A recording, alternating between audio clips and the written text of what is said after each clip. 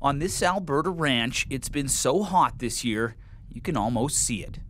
The ground here bone dry. The wait for rain nearly as long as the coulees that carve through this part of the world. We're less than 50% average moisture for rain in the last 2 months. And now the prairie's just burning up and it hasn't really greened up at all.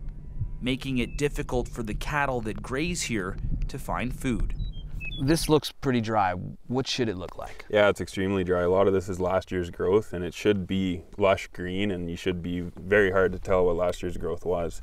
So again, really nothing for the cattle to graze on this year. They're going to live on last year's growth, and then once that's gone, it's gone, and we'll have to make some decisions. Those tough choices include selling off part of his herd, a necessity after 4 straight years of drought here with no end in sight. These warming trends will continue, and the impacts on drought and on extreme events will be increased in the future.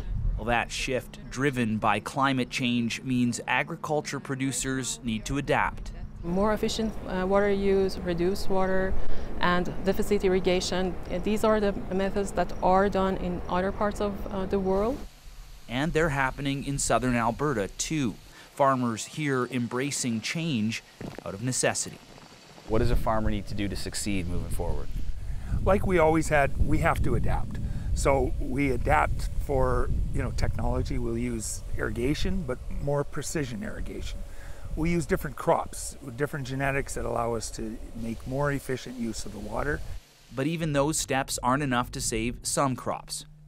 Those little roots are chasing moisture right now, and if we don't get rain, it'll just die. These fields just down the road aren't able to be irrigated. There simply isn't enough water to go around. We probably won't take any crop off of here. These plants have started, but they've got no moisture to chase down. Many grain farmers here will likely turn to crop insurance after another long, dry year.